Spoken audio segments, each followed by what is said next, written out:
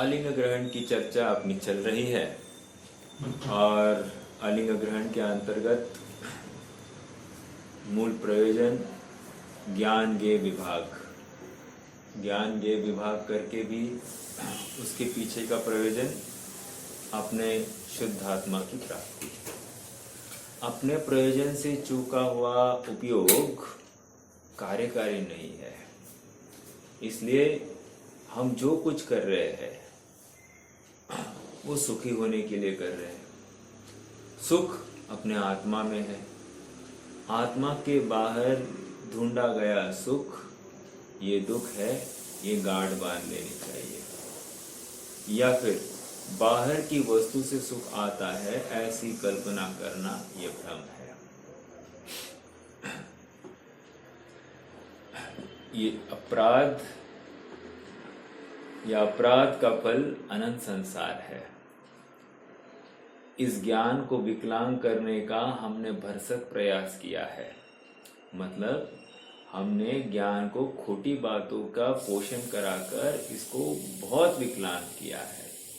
अब इसको सच्ची बात सुनाने पर भी इसको विश्वास नहीं हो रहा है, एकमात्र इसके घृत मिथ्यात्व का फल है। अर्थात कितनी गलत धारणाएं ये बना चुका है ये इसको ही पता है। और जैसे ही एक एक धारणा अपनी गलत है ऐसा निर्णय होता है तो उस धारणा को छोड़ने का प्रण करना चाहिए, क्योंकि एक बार गलत धारणा का और पोषण कर दिया तो और स्ट्रांग हो जाती है। इसलिए जब भी कोई सत्यार्थ बात का ज्ञान हो जाए तो उस बात को अमल करने की कोशिश करना। मात्र सुनकर अनसुनी करना ये जैनत्व की निशानी नहीं है, ये अजैनत्व की निशानी है। अर्थात इस भव में तो हम जैन कुल में जन्म कर भी जैन नहीं बन पाए तो अन्य कौन से भव में हम जैनत्व के अनुसार कार्य करने की चेष्टा करेंगे? नहीं करेंगे। समझ में आ रहा है क्या? जब सच्चा अवसर मिला था, देखो जैसे कि एग्जाम्पल लेते हैं, कोई लड़का है और वो एग्जाम के लिए तैयारी ही नहीं करे, एग्जाम हो जाए, रिजल्ट आ जाए, फेल हो गया, अब बोलेगा नहीं मैं अगली बार बहुत अच्छी पढ़ाई करूंगा। अरे यही काम तो पहले करता, और कदाचित अगली बार रहे नहीं रहे, अवसर मिले नहीं रहे, तेरी बुद्धि ठीक हो नहीं हो, इन सब का कोई ठिकाना नहीं है। समझ में आ रहा है क्या? इसलिए जब अवसर मिला है उस समय में उसका पूर्ण एतबार कर लेना, अर्थात निर्णय कर लेना। 14वें बोल की चर्चा हुई। 14वें बोल में ये बताया जा रहा है कि तू जो आत्मा की पहचान करने की चेष्टा कर रहा है ना, वो किसी पुरुषादि लिंगों के द्वारा करने की कोशिश करता है। अर्थात जैसे ही लड़के का लिंग दिख दिया तो कहता है कि डोली क्या आता है, लड़की दिखी तो बारात आएगी, आदि आदि जो कुछ चर्चाएं चलती है, ये ऐसा बोल देता है। अर्थात इन चिन्हों से ही ये जीव की पहचान करने की कोशिश करता है। जबकि यहाँ पर कह रहे हैं द्रव्य लिंग तो छोड़ दीजिए, भावलिंग भी आत्मा नहीं है। अर्थात ये पुरुषादि जो मेहनाकार मतलब क्या है, वो गुप्त इंद्रिया, ये आकार का आत्मा है ही नहीं। अच्छा, ये आकार का आत्मा नहीं तो आत्मा कौन से आकार का है? वर्तमान में हम कौन से आकार वाले हैं?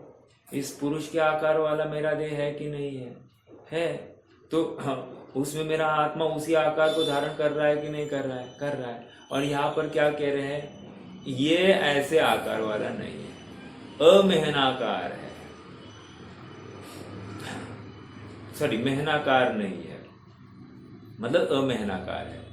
कहने की बात यह है कि ये क्यों स्वीकार नहीं कर रहा है कि मेरा ऐसा आकार नहीं है?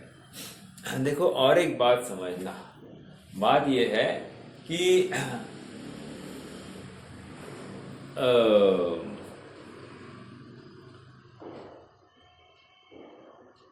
व्यंजन पर्याय, व्यंजन पर्याय हमको मालूम है ना, व्यंजन पर्याय किसको कहते हैं? हाँ? प्रदेशत्व गुण के अवस्था विशेष को व्यंजन पर्याय कहते हैं, राइट। अब प्रदेशत्व गुण की विपरीत परिणमन वो अशुद्ध व्यंजन पर्याय, और एक होती है शुद्ध व्यंजन पर्याय। यहां पर कह रहे अशुद्ध व्यंजन पर्याय तेरी नहीं है। समझ में आ रहा है क्या? अशुद्ध व्यंजन पर्याय मतलब क्या? ये जो शरीर आदि आकार है ना, ये तू नहीं है। अब सुनिए, वैसे तो अनिर्दृष्टि संस्थान में क्या कहा था? अनिर्दृष्टि संस्थान में क्या कहा था? यह आकार तू नहीं है। अब यहां पर भी क्या कह रहे? पुरुषादि महनाकार तू नहीं है। लगभग मिलती बात है कि नहीं? बिल्कुल मिलती हुई बात है। बट अनिर्दृष्टि संस्थान किसको समझ में आ रहा है? अर्थात इतनी उसकी चर्चा नहीं होती, लेकिन जैसे पुरुष देख लिया, स्त्री देख लिया, तो इनको देखकर इनके चिन्ह विशेष, बाह्य चिन्ह विशेष से वहां पर लोक में जीव की स्थापना की जाती है। अर्थात ये जीव है ऐसा मान लिया जाता है। तो मोटे मोटे वे चिन्ह होते हैं, लेकिन ये वो चिन्ह नहीं है जिससे आत्मा की प्राप्ति होगी। समझ में आ रहा है क्या? अर्थात अनुमान का विषय बन सकता है, लेकिन ये वो चिन्ह नहीं जिससे हमको आत्मा की प्राप्ति होगी, और ऐसे आत्मा की प्राप्ति जिससे मैं आनंद करता रहूं। समझ में आ रहा है क्या? इसलिए अलिंग ग्रहण है। और थोड़ा, हाँ बोलिए। स्वभाव व्यंजन पर्याय है क्या? हाँ हाँ स्वभाव व्यंजन पर्याय लगा सकते हैं, बिल्कुल लगा सकते हैं कि आत्मा वो। और देखो वहां पर भी स्वभाव व्यंजन पर्याय, जैसे अभी सिद्धों की पर्याय, राइट। तो सिद्धों की पर्याय क्या है? वो आकार है कि नहीं है, लेकिन वो महनाकार थोड़ी कह रहे हैं अपन, वो तो आकार है बस। अब जो आकार है वो स्वयं आत्मा ने अपना आकार बनाया है। यहां पर जो आकार था वहां पर निमित्त रूप कोई ना कोई शरीर था, लेकिन वहां पर जो आकार है उसका कारण कोई शरीर नहीं है। आप कहोगे अंतिम शरीर से कुछ न्यून, ऐसा कह सकते हैं, बट उसमें कोई औचित्य नहीं है। ठीक है, तो उसके आकार का नहीं है, इतना ही कहना है। शुद्ध व्यंजन पर्याय अर्थात वहां पर इतना ही कहेंगे कि वहां पर आधार किसी शरीर का नहीं है। जो यहाँ पर पहचान का चिन्ह था वैसा वहां पर पहचान का चिन्ह नहीं है। एक बात।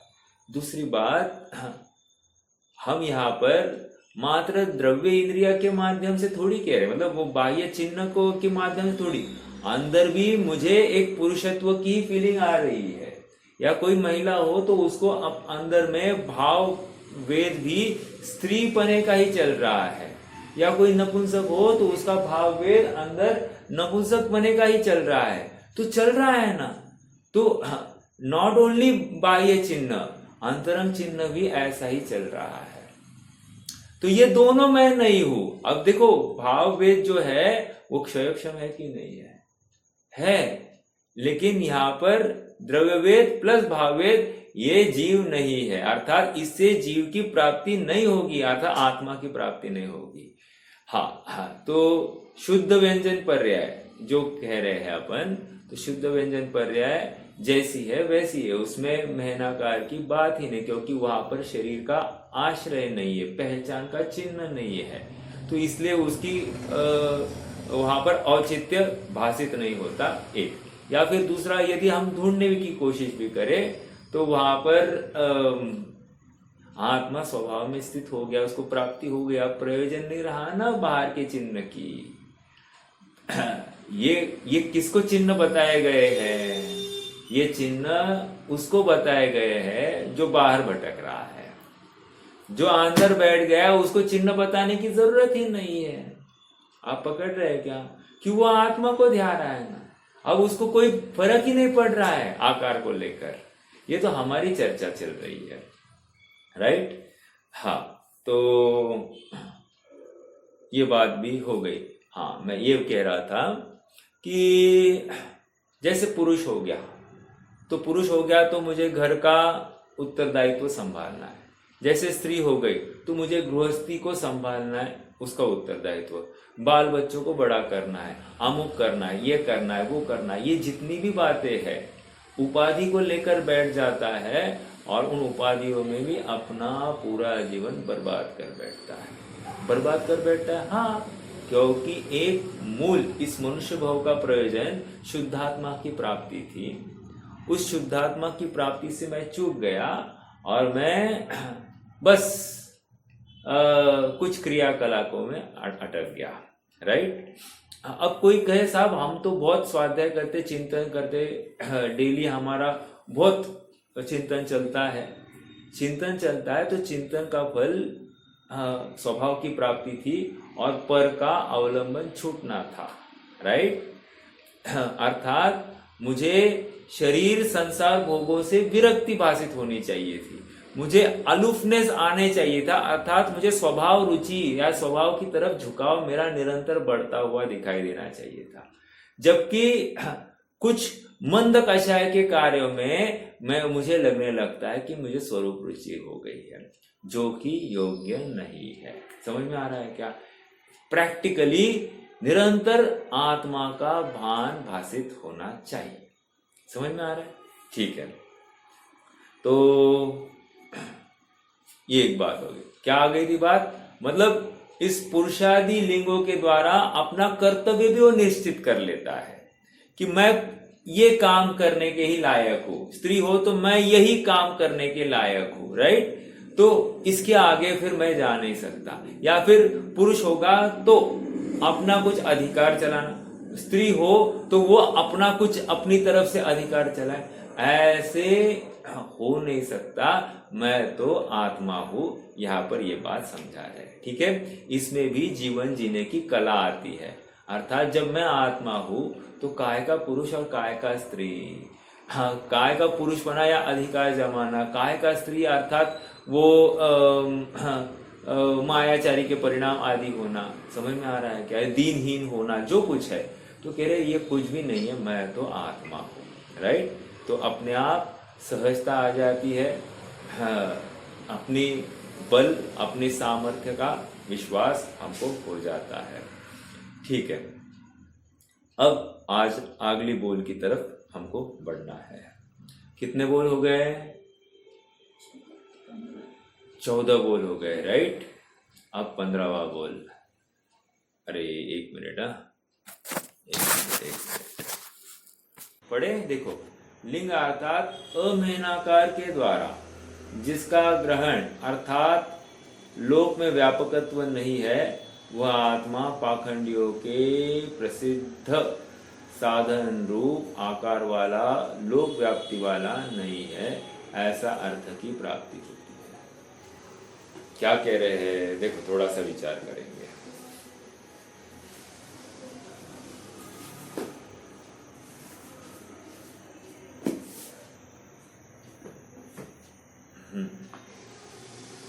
लिंग अर्थात अमहनाकार के द्वारा, पहले ऊपर क्या कहा था? महनाकार। अब यहां पर क्या कह रहे हैं? अमहनाकार, मतलब कोई विशिष्ट चिन्ह नहीं है, राइट? आकार नहीं, पहचान नहीं किया जा सकता है, अर्थात वे कोई इंद्रिया विशेष नहीं है, राइट? लिंग अर्थात अमहनाकार के द्वारा जिसका ग्रहण अर्थात लोक में व्यापकत्व नहीं है, वह आत्मा पाखंडियों के प्रसिद्ध साधन रूप आकार वाला, लोक व्याप्ति वाला नहीं है। क्या कह रहे चाह रहे मालूम है क्या? यहां पर यह कहना चाह रहे हैं, यह अन्य मत के खंडन की बात कर रहे हैं, ठीक है? अन्य मत के खंडन। क्यों? अन्य मत क्या मानता है?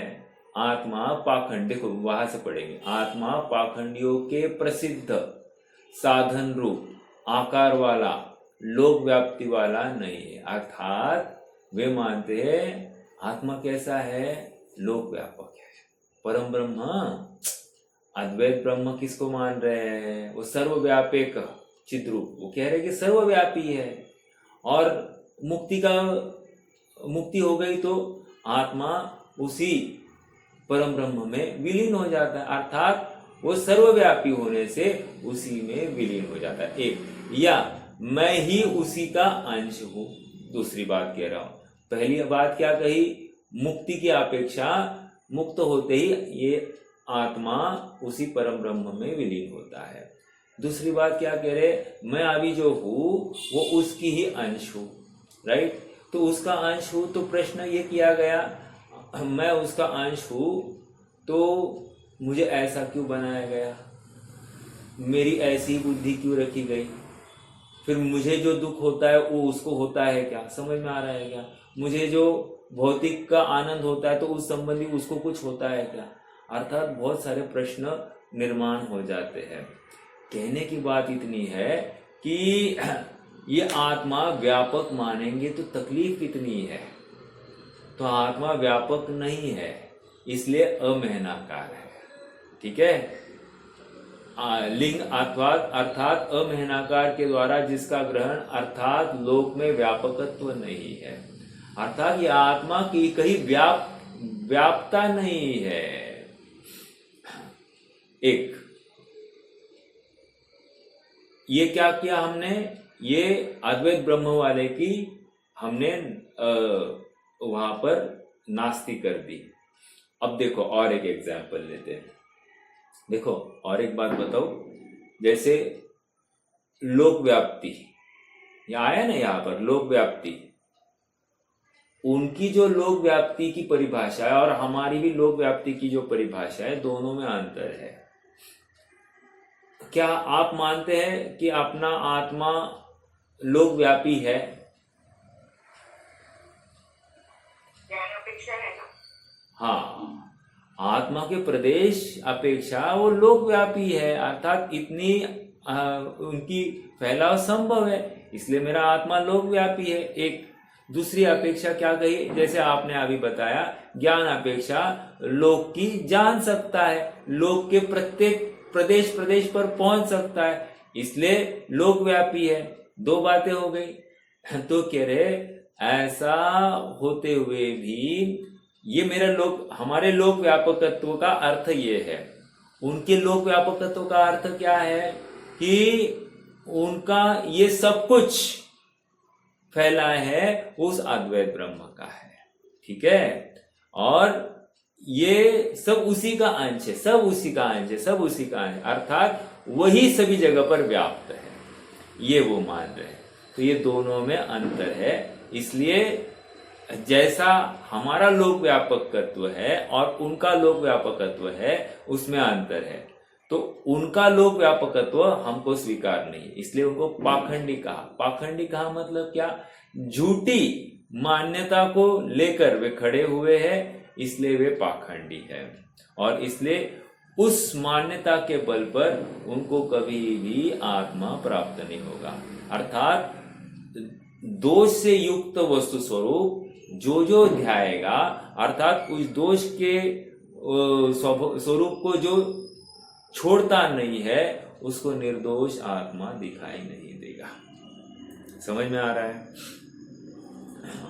तो क्या बात चल रही है, लोक व्यापकत्व। अब देखो एक एग्जाम्पल खड़ा करता हूं। और मान लो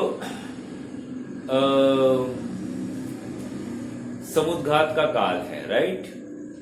केवली समुद्घात में या कोई भी जीव जो निर्वाण होने से पहले समुद्घात को प्राप्त होगा, उसके आत्म प्रदेश कहाँ पर फैलते होंगे,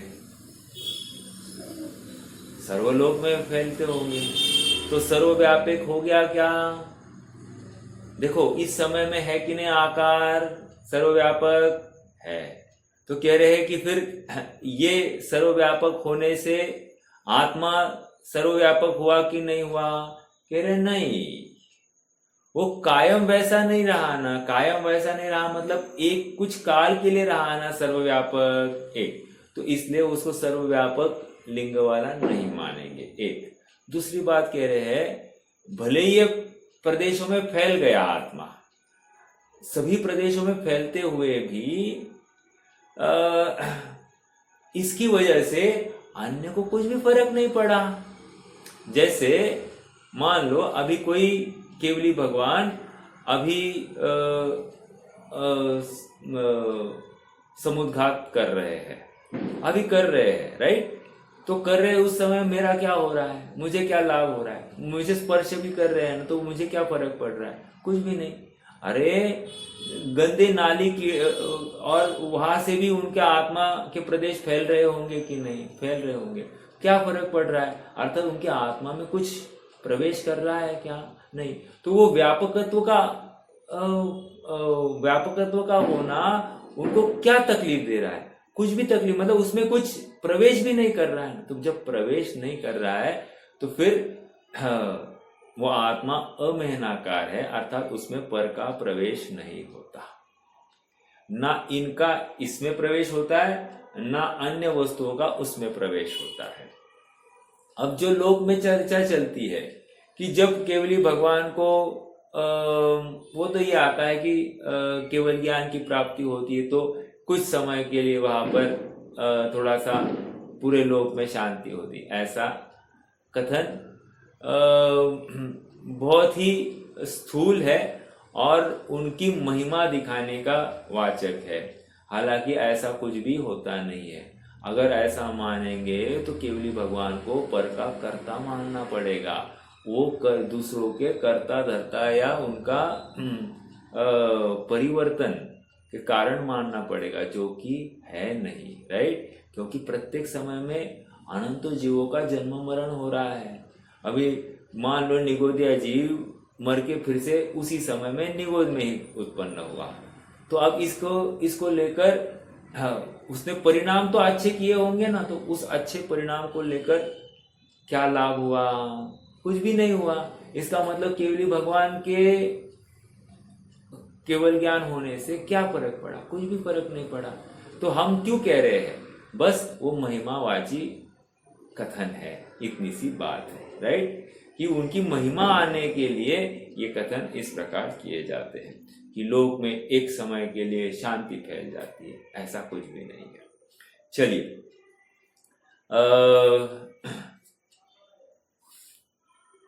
हम ये स्वामी जी का भी भाव पढ़ लेते हैं। पाखंडियों के प्रसिद्ध साधन रूप आकार वाला लोक व्याप्ति वाला नहीं है, ऐसे अर्थ की प्राप्ति होती है।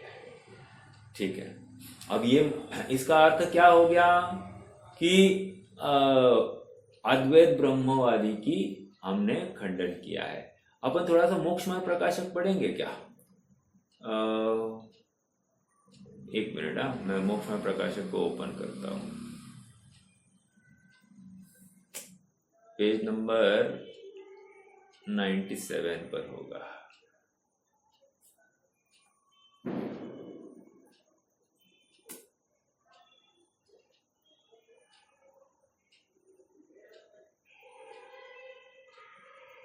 देखो, सर्वव्यापी अद्वैत ब्रह्म,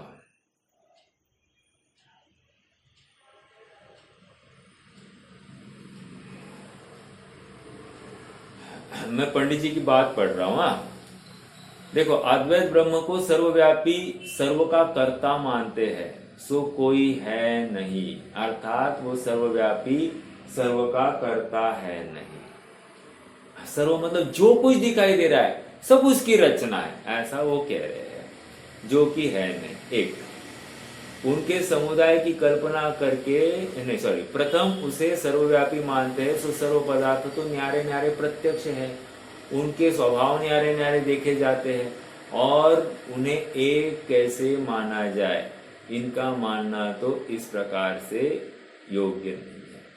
अर्थात सभी पदार्थ न्यारे न्यारे, प्रत्येक पदार्थ का स्वभाव न्यारा न्यारा, और फिर भी आप कह रहे हो कि सर्वव्यापी हो, ऐसा हमको स्वीकार नहीं है। क्योंकि स्वभाव न्यारे न्यारे दिखने पर वो पदार्थ न्यारा न्यारा सिद्ध होता है, और आप फिर भी कैसे कह रहे हो कि वे सर्वव्यापी एक है? अभी देखो, सर्व न्यारे न्यारे है, उनके समुदाय की कल्पना करके अभी ये तर्क दे रहा है, छोड़ो वो तर्क जाने दो।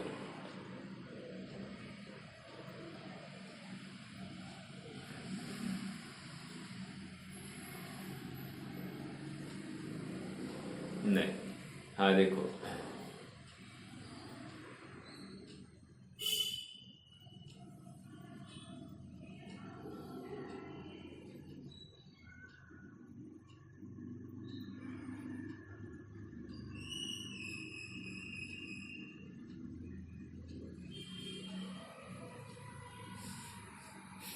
ये अभी बहुत इलेबरेट होगा। मैं सोच रहा था कि कुछ अंश उठाकर बोलूं, बट ऐसा कोई अंश पढ़ के नहीं दिखा सकते क्योंकि सब इंटर रिलेटेड है। But in and all, in a nutshell इतनी सी बात समझ लीजिए कि यहाँ पर तर्क दिए गए हैं कि यदि तुम सर्वव्यापी मानते हो तो इनका अंग और इनका अंग अलग अलग कैसे। एक अगर अंग एक है तो फिर यहाँ पर रोग हुआ तो वहाँ पर कुछ होता है कि नहीं होता है, समझ में आ रहा है क्या। तो ये नाना प्रकार के, या यहाँ पर राग द्वेष हुए तो वहाँ पर कुछ होता है क्या, यहाँ पर अन्य कुछ भाव हुआ तो वहाँ पर कुछ होता है क्या। तो उनको अप्रभावी मानता है, तो अप्रभावी मानते हुए उनको ये सब करने की भाव क्यों हुए। तो अगर उनको ये सब मतलब पूरी सृष्टि की रचना करने का भाव हुआ तो वे दुखी हुए ही होंगे, और जब वे दुखी हुए हैं तो फिर तू उनको परम ब्रह्म कैसे कहता है, अर्थात सुप्रीम पावर कैसे, सर्वव्यापी कैसे कहता है। एक बात ये हो गई। फिर दूसरी बात ये कह रहे हैं कि यदि उनको कुतूहल हुआ तो कुतूहल ये इच्छा है कि नहीं है, और जहाँ इच्छा है वो दुख है कि नहीं है, तो तू उनको दुखी मान। एक वो कह रहे कि उनको किसने बनाया, तो कह रहे उनको किसी ने नहीं बनाया, वे अनादि से स्वयं में ऐसे ही है। ठीक है, तो तर्क ये दिया पंडित साहब ने, यदि वे अनादि से ऐसे ही है ऐसा तू मान सकता है, तो प्रत्येक पदार्थ अनादि से स्वयं से ऐसा ही है, ऐसा क्यों नहीं संभव। समझ में आ रहा है क्या। यदि वे अनादि से ऐसे ही है ये संभव है, तो प्रत्येक पदार्थ अनादि से ऐसा ही है, ऐसा संभव है कि नहीं है। बिल्कुल संभव है। तो तुम्हारा ये तर्क भी हमको हजम नहीं हो रहा है। ऐसे अनेक तर्कों के माध्यम से ये बात सिद्ध की कि अद्वैत ब्रह्म या सर्वव्यापीपना उनका योग्य नहीं है। हाँ, सर्वव्यापीपना क्या है कि सबको जान सकता है, सबकी खबर रख सकता है, ये बात है, अर्थात जानकारी सबकी रख सकता है, इसको सर्वव्यापी हम भी मानते हैं। ठीक है, या फिर हाँ, उसके प्रदेश किसी काल में पूर्ण लोक में फैलते हैं, ये तो हम भी मानते हैं। लेकिन सुनना, हाँ, फिर भी ये सर्वव्यापी नहीं कह सकते। क्यों? क्योंकि लोक के बाहर अलोक भी है ना, वहां पर आत्म प्रदेश जाते नहीं है ना।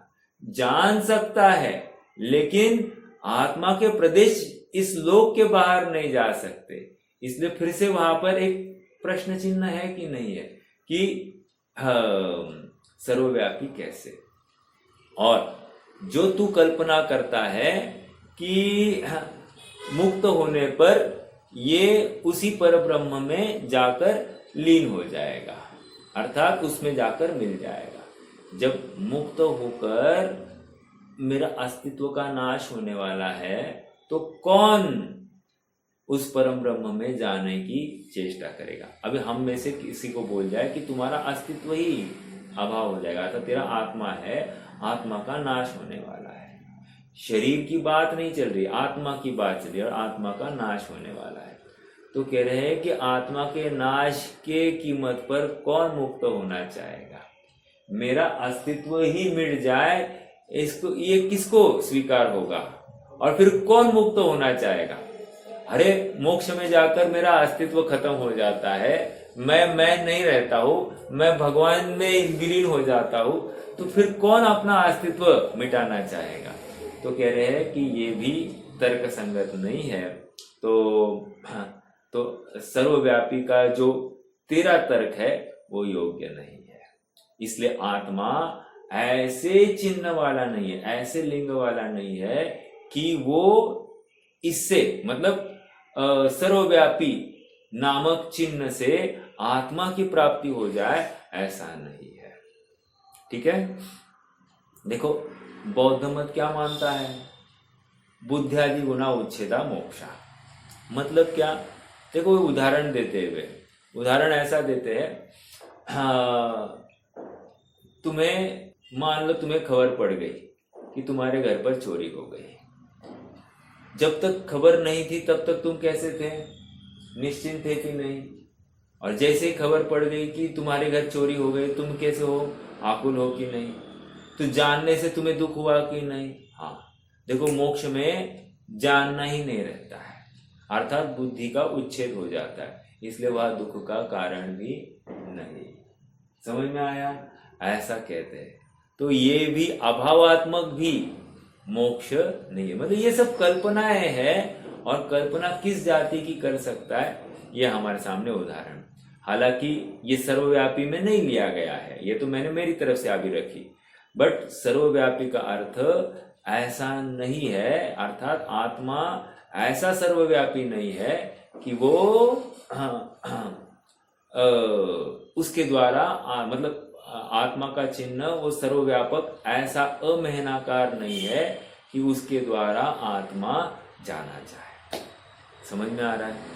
तो ये चर्चा यहाँ पर, अभी देखो अपन स्वामी जी के भाव को भी पढ़ लेते हैं। Page number 322।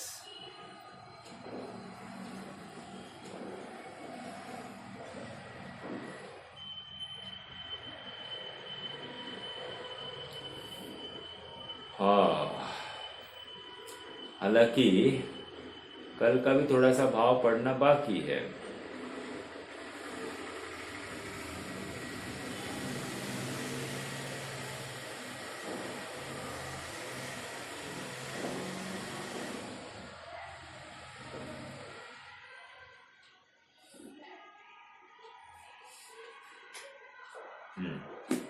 नहीं 300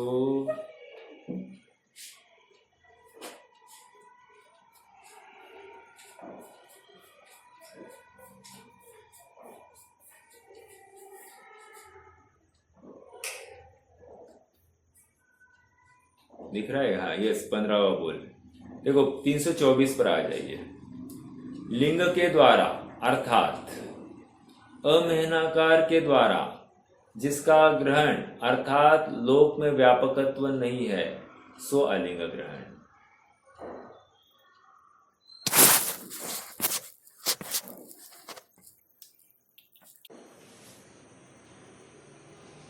व्यापकत्व नहीं है, इसलिए अलिंग ग्रहण। इस प्रकार आत्मा पाखंडियों के प्रसिद्ध साधन रूप आकार वाला लोक व्याप्ति वाला नहीं है। पाखंडी आत्मा को उस जाति का मान रहे हैं, लोक व्यापी। तो कह रहे ऐसा मेरा आत्मा नहीं है। ओके, ऐसे अर्थ की यह 15वां बोल है। प्रत्येक आत्मा जिस प्रकार, अब इसका विश्लेषण चल रहा है, प्रत्येक आत्मा जिस प्रकार संसार में प्रत्येक शरीर में भिन्न भिन्न रहता है, उसी प्रकार मुक्त होने के पश्चात भी भिन्न भिन्न रहता है। देखो हम सिद्धों को एक क्षेत्र में आनंद सिद्ध है कि नहीं है, अर्थात सिद्ध क्षेत्र में एक प्रदेश पर कितने सिद्ध होंगे, फिर अनंत सिद्ध। अनंत काल के बाद जाओगे तो और कितने बढ़ेंगे, और अनंत बढ़ेंगे तो भी कितने सिद्ध कहेंगे, अनंत सिद्ध। राइट। तो कह रहे एक प्रदेश पर इतने सिद्ध है, तो फिर एक में एक विलीन हो गए क्या? नहीं, सबके प्रदेश अलग है। भले ही आकाश के एक प्रदेश पर ही है, लेकिन सबके प्रदेश न्यारे न्यारे हैं और सभी अपना अपना भोग भोग रहे हैं। हाँ, ये ऐसे मिलने नहीं है कि अपना अस्तित्व ही खो बैठे, बट यहां पर क्या कह रहे हैं कि ये अपना अस्तित्व ही खो बैठता है। देखो फिर से, प्रत्येक आत्मा जिस प्रकार संसार में प्रत्येक शरीर में भिन्न भिन्न रहता है, उसी प्रकार मुक्त होने के पश्चात भी भिन्न भिन्न रहता है, एक में एक नहीं होता। ओके, वह लोक में व्याप्त नहीं होता। अपने असंख्य प्रदेश को छोड़कर लोक में व्याप्त होना यह उसका स्वभाव नहीं है। मतलब पूरा लोक में फैल गया तो लोक में व्याप्त हो गया, ऐसा नहीं है। आत्मा के प्रदेश, अभी मान लो मैं अभी वर्तमान में अपने आत्मा के प्रदेश जितने लोक के प्रदेशों को व्याप्त कर रहे हैं, तो आत्मा क्या उनमें घुस गया है? नहीं। अगर घुस जाता तो क्या तकलीफ होती? मान लो अपना आत्मा वर्तमान में जो आकाश के प्रदेश है उसमें घुस जाए तो क्या तकलीफ होगी? उनको ही व्याप्त ले, क्या प्रॉब्लम होगा? वहां से निकलना संभव नहीं होता। मैंने इतने प्रदेशों को घेर लिया, अब यहां से हिल नहीं सकूंगा। समझ में आ रहा है क्या? तो ये, और फिर मेरा स्थायी आकार बन जाता, जबकि मेरा आकार अस्थाई है, निरंतर चेंज हो रहा है, तो मैं व्यापता ही नहीं हूं किसी प्रदेश को। फिर ये व्यापकत्व क्यों कहा जा रहा है? हाँ, जितनी अवगाहना मेरी है उस अवगाहना की अपेक्षा इसको व्यापकपना कहा जाता है। अवगाहना का माप निकालने के लिए व्यापक कहा गया है। इसका मतलब उन प्रदेशों में घुस गया है ऐसा नहीं होता है, उनसे एकमेक हो गया है ऐसा नहीं कहा जा सकता। क्यों? क्योंकि सभी द्रव्य स्वतंत्र है। जहां पर मैं हूं उसी स्थान पर पुद्गल भी है, उसी स्थान पर धर्म द्रव्य, उसी स्थान पर अधर्म, उसी स्थान पर काल द्रव्य, उसी स्थान पर आकाश द्रव्य के प्रदेश है। तो सभी एक स्थान पर होने पर फिर मैं वहां पर व्याप्ता हूं, ये बात कहां से लाई? समझ में आ रहा है क्या? और मान लो इसी आत्मा, इसी शरीर में कितने अनंत जीव है ना, अनंत निगोदिया, बादल निगोदिया जीव राशि यहाँ पर पड़ी है ना इस शरीर के आधार से। ये तो अपने शरीर की बात है, और फिर उनके अपने कर्म भी होंगे। और सुनो, अपने शरीर में मान लो अपने शरीर में कोई वर्म्स होंगे क्या? मतलब ऐसे 2 इंद्रिय कीड़े हो सकते हैं क्या? 5 इंद्रिय कीड़े हो सकते हैं क्या? बिल्कुल हो सकते हैं। जैसे शरीर में बेड सोर्स हो जाए तो वहां पर चलते फिरते कीड़े निकलते नहीं है क्या? निकलते हैं कि नहीं? तो कह रहे ये सब निकल रहा है, तो उन कीड़ों के आधार पर भी, आधार से भी कोई ना कोई जीव रहता होगा क्या? बिल्कुल रहता होगा। उन जीवों के अपने कर्म होंगे क्या? बिल्कुल होते होंगे। तो फिर मैंने इस प्रदेश को व्याप्त किया है, ये लाया कहां से? समझ में आ रहा है? हाँ, तो जीव इनको व्याप्त नहीं कर सकता है, इस बात की ही सिद्धि हो रही है। चलिए, हाँ, क्या कह रहे हैं? वह लोक में व्याप्त नहीं होता। अपने असंख्य प्रदेशों को छोड़कर लोक में व्याप्त होना यह उसका स्वभाव नहीं है। आत्मा का स्वभाव ऐसा है ही नहीं कि वो लोक में व्याप्त हो जाए। मतलब वर्तमान में भी नहीं है और मुक्त होने के बाद भी नहीं है। आत्मा शुद्ध होने के पश्चात अपने अंतिम शरीर प्रमाण से किंचित न्यून अपने आकार में निश्चय से अपने असंख्य प्रदेश में रहता है, और ऊर्ध्वगमन स्वभाव के कारण व्यवहार से लोक के अग्रभाग में विराजता है।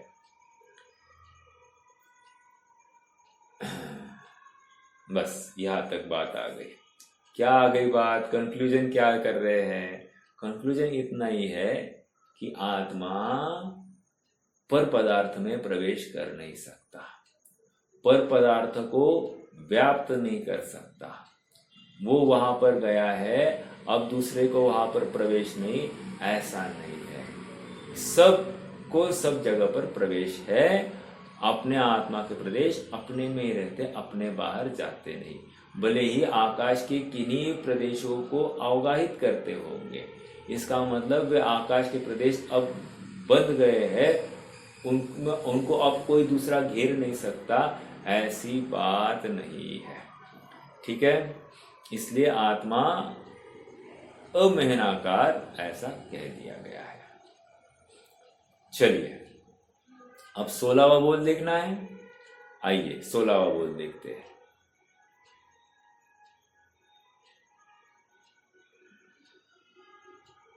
Page number 313। जो स्त्री पुरुष और नपुंसक लिंगों को ग्रहण नहीं करता वह आत्मा अलिंग ग्रहण है। इस प्रकार आत्मा द्रव्य के साथ भाव से स्त्री पुरुष व नपुंसक नहीं है, इस अर्थ की प्राप्ति होती है। देखो 14वें बोल में और 16वें बोल में फर्क क्या है। 14वें बोल में द्रव्य इंद्रिया की अपेक्षा चर्चा है और 16वें बोल में भाव वेद की अपेक्षा चर्चा है। ये थोड़ा सा स्थूल अंतर है, बाकी और कुछ नहीं। एक बात ये हो गई। दूसरी बात, मैंने आप सबसे अभी दशलक्षण पर्व में एक प्रश्न किया था। प्रश्न ये था कि जो द्रव्य इंद्रिया है वो पौद्गलिक है क्या, सर्वथा पौद्गलिक है क्या? कितने जन इसका उत्तर फिर से दे सकते हैं? जो द्रव्य इंद्रिया है वे सर्वथा पौद्गलिक है या नहीं है? पौद्गलिक नहीं है। नहीं है। फिर क्या है? उसमें भी ज्ञान है ना, उसके अंदर जो इंद्रियों के अंदर जो काम कर रहा है वो तो ज्ञान ही काम करता है इंद्रियों के माध्यम से। ऐसा नहीं, ये नहीं कहना था। देखो द्रव्य इंद्रिया है ना, तो वहां पर निवृत्ति उपकरण द्रव्य इंद्रिय में ऐसा हमने कहा था। तो आंतरंग निवृत्ति बहिरंग निवृत्ति, आंतरंग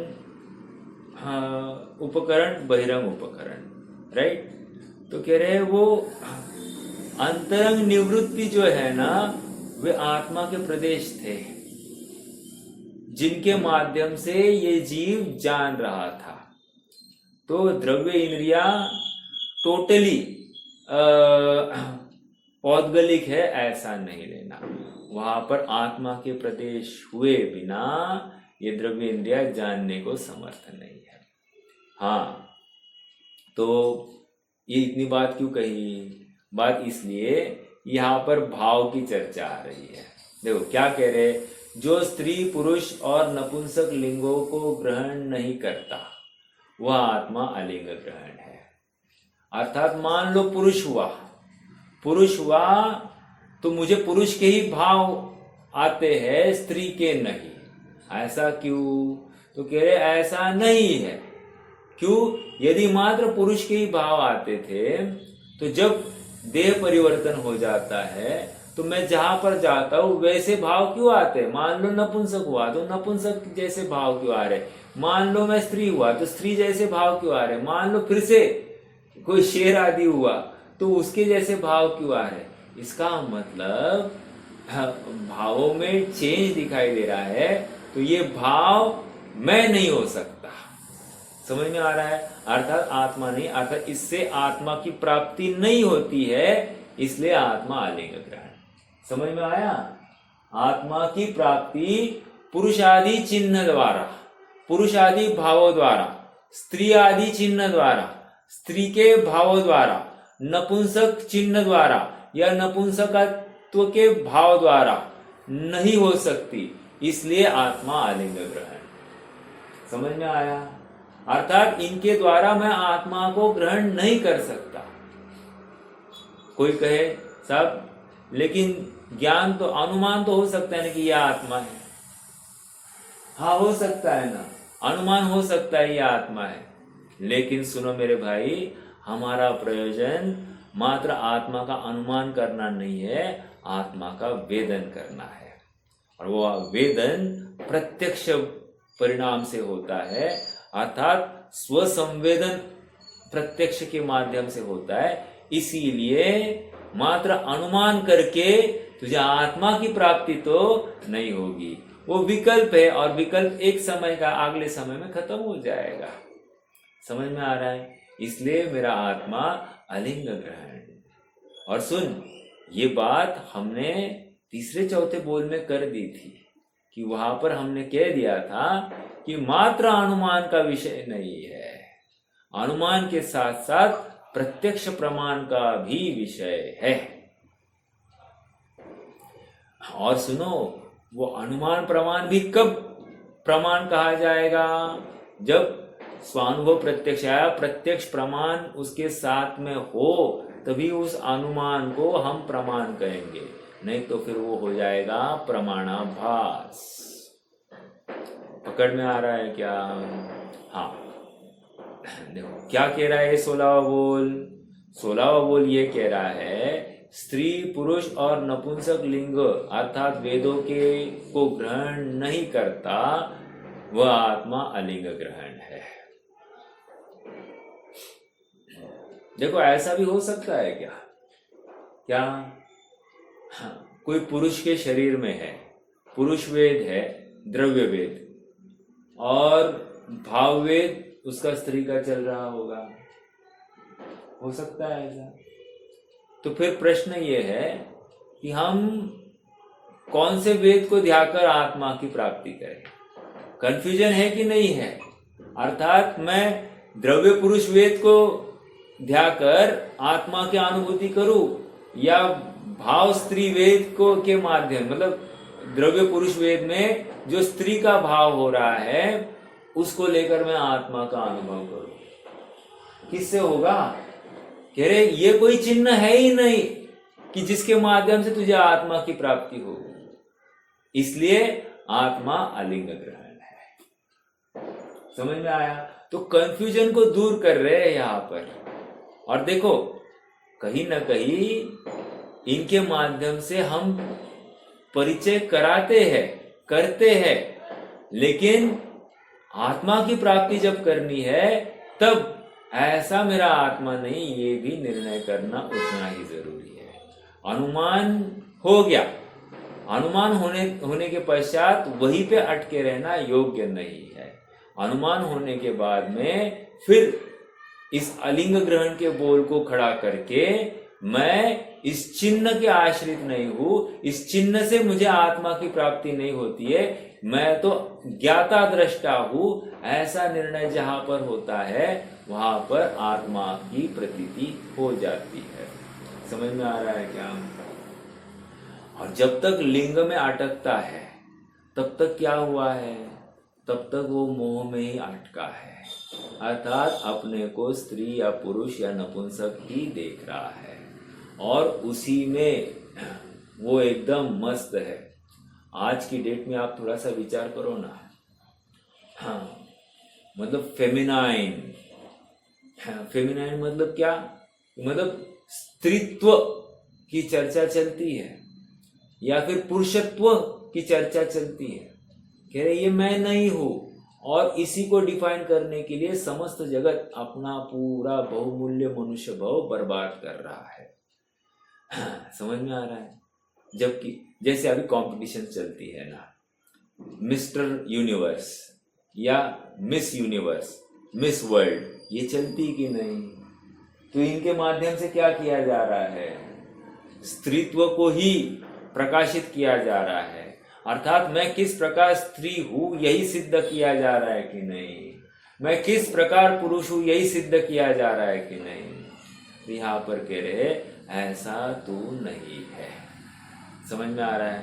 अर्थात जगत में सभी धोखे के ही साधन उपलब्ध हुए हैं और जीव बराबर उसमें अटकता जा रहा है, और मैं वैसा ही हूं ये सिद्ध करने की निरंतर कोशिश कर रहा है।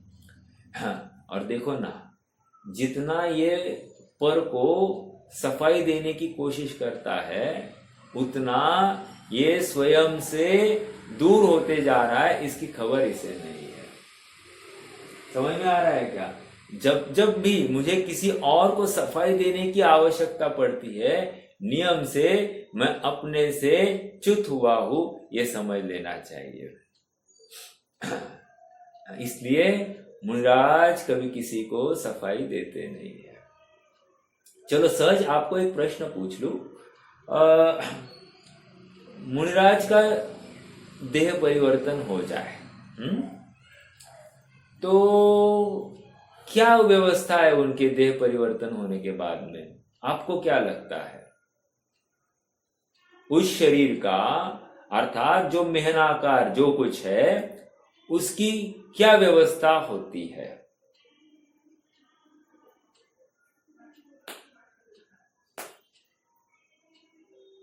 जैसे हम गृहस्थ है, अपन गृहस्थों में अपने यहाँ पर क्या है, मान लो किसी का शरीर देह परिवर्तन हो गया, तो देह परिवर्तन होने के बाद में हम क्या देह को उठाते हैं और श्मशान घाट पर जाकर जला देते हैं, राइट। अब मुनिराजों का हो गया, तो मुनिराजों का क्या करेंगे? कौन करेगा?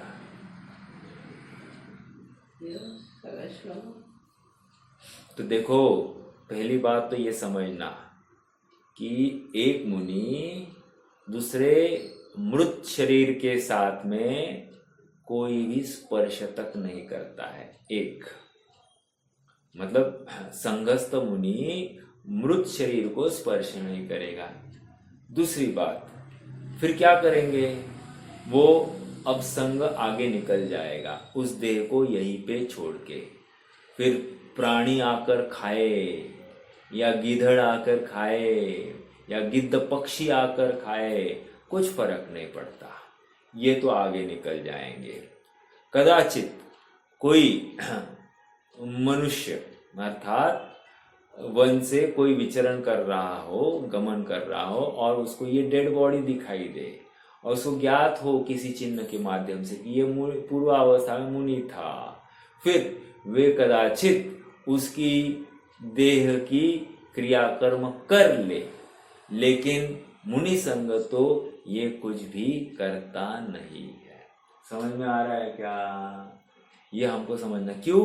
क्योंकि वे जंगल में है ना, जंगल में किसको खबर पड़ेगी कि इनका देहावसान हो गया है? किसी को नहीं। देखो, ये पूरी आई है भगवती आराधना आदि ग्रंथ में, ये सब चर्चा आई है, मैं मेरे मन की नहीं कह रहा हूँ, तो आप बिल्कुल वहां से पढ़ सकते हैं। बात क्यों आई? अर्थात ये क्रियाकर्म करना भी मेरा कर्तव्य है, ऐसा भी मेरा आत्मा का चिन्ह नहीं है, इसलिए मेरा आत्मा अलिंग ग्रहण। अरे इससे मुझे आत्मा की प्राप्ति नहीं होती, इनसे भी मुझे आत्मा की प्राप्ति नहीं होती। ये करूंगा तो आत्मा की प्राप्ति होगी, ऐसा भी नहीं है। समझ में आ रहा है क्या? देखो, और थोड़ी चर्चा करनी है। देखो अभी जैसे आजकल एक ट्रेंड चल बैठा है कि मरने से पहले मुनि दीक्षा दी जाती है, और या फिर स्त्रियों में भी नग्नता कराई जाती है। क्यों?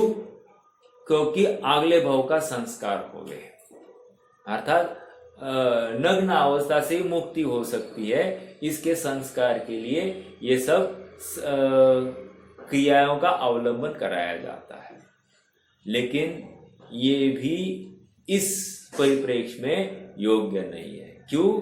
हमारा मूल प्रयोजन मैं आत्मा हूं ये था, शरीर की नग्नता ये हमारा मूल प्रयोजन था ही नहीं। हमारी दृष्टि हमारे आत्मा पर होगी तो स्वयं बाहर में नग्नता प्रकट हुई दिखाई देगी।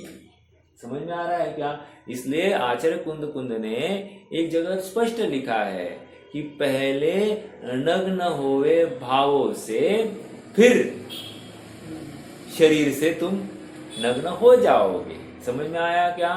हाँ, पहले नग्न होता है भावों से और उसके बाद में शरीर में कपड़े उतर जाते हैं। और नग्नपना भाव से कब खड़ा हो जाता है? चौथे गुणस्थान में ये भाव से नग्न हो जाता है। समझ में आ रहा है क्या? तो आत्मा का चिन्ह अगर हम समझ नहीं पाए तो कितनी बड़ी तकलीफ है। मैं मुनि हूं या मुझे मुनि बनना है, मुझे कपड़ों का त्याग करना है, ये निश्चयाभास है, सॉरी व्यवहाराभास है। इसमें ही अटक गया, कुछ क्रियाओं में अटक गया, स्वभाव की तरफ झुका हुआ है नहीं। यहां पर ये कह रहे हैं कि जैसे ही स्वभाव की प्राप्ति हो जाती है यथा योग्य भूमिका के अनुसार वहां पर क्रियाएं होती ही है, लेकिन वे क्रियाएं आत्मा नहीं है। आत्मा तो उन क्रियाओं से पृथक ही है। ठीक है, ये 16वां बोल भी अपना हो गया है। अपन पढ़ते हैं ना इनका, स्वामी जी का भी पढ़ लेते हैं और फिर रुकेंगे। आ जाइए, पेज नंबर 324 था, राइट। देखो, जिसके लिंगों का अर्थात स्त्री, पुरुष और नपुंसक वेदों का ग्रहण नहीं है वह अलिंग ग्रहण। इस प्रकार आत्मा द्रव्य से तथा भाव से स्त्री, पुरुष तथा नपुंसक नहीं है, इस अर्थ की प्राप्ति होती है। यह 16वां बोल। शरीर का आत्मा में अभाव है। 14वें बोल में कहा था कि पुरुषादि की इंद्रिया का आकार आत्मा में नहीं है। यहाँ कहते हैं स्त्री, पुरुष अथवा नपुंसक शरीर का आत्मा में अभाव है, क्योंकि वह जड़ है, अजीव तत्व है और आत्मा तो जीव तत्व है। सरल करके रखिए बात। हालांकि वहां पर भी ये लॉजिक लगाया जा सकता था, बट यहाँ पर स्थूल रूप से आप अच्छे से देखेंगे तो यहाँ पर भाव पक्ष को उनको उजागर करना है, हाईलाइट करना है, और वहाँ पर द्रव्य पक्ष को वहाँ पर ज़्यादा फोकस करना था, क्योंकि कहीं ना कहीं द्रव्य पक्ष को ही लेकर तो बात चलती है। भाव पक्ष को लेकर बात कौन करेगा? मैं स्वयं ही करूँगा। जैसे मेरा पुरुष वेद है, मुझे पुरुष संबंधी भाव ही हो रहा है, अर्थात पुरुष संबंधी भाव हो रहा है मतलब क्या कि महिला को भोगने का भाव जिससे होता है उसको पुरुष वेदी कहते हैं। जिसको स्त्री वेदी किसको कहेंगे? जिसको पुरुष को भोगने का भाव हो उसको स्त्री वेदी कहते हैं। तो यहाँ पर कह रहे हैं कि ऐसा भाव जहां पर हो रहा है, जिसमें हो रहा है, इसलिए ऐसा आत्मा है, ये मत समझना। समझ में आ रहा है क्या? क्यों? आत्मा इस वेद से भी परे है, इसलिए अलिंग ग्रहण है।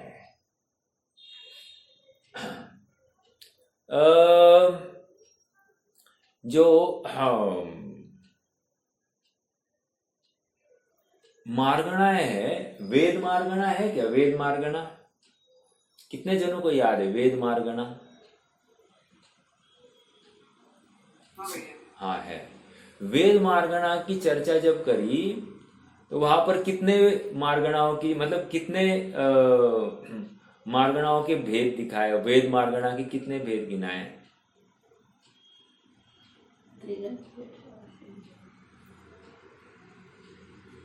तो वहां पर अपगत वेदी ऐसा शब्द आया है। अपगत वेद मतलब क्या? वेद से रहित जो है, ऐसे सिद्धों को भी वहां पर खड़ा किया है। भाभी जी देखो, आपके प्रश्न का उत्तर यहां पर आ रहा है। अपगत वेदी, जैसे अब आपने तभी भी प्रश्न किया था ना कि विभाव व्यंजन पर्याय नहीं है, स्वभाव व्यंजन पर्याय है। तो स्वभाव व्यंजन पर्याय को किस प्रकार लेंगे? तो उसकी चर्चा हो ही नहीं सकती, और करनी है तो अपगत आकार ऐसा ही लेना पड़ेगा। अर्थात अब आकार की अपेक्षा ही नहीं रखनी है, वहां पर आत्मा में लीन है।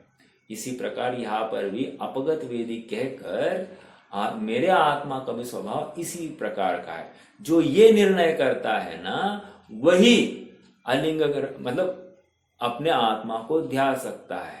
ठीक है, इसका मतलब क्या है मालूम है?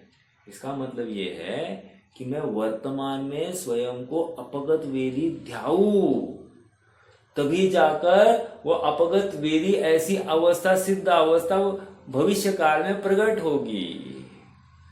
तो और ये सुनो, ये निर्णय भी कब हो रहा है? मिथ्यात्व की अवस्था में कर रहा है।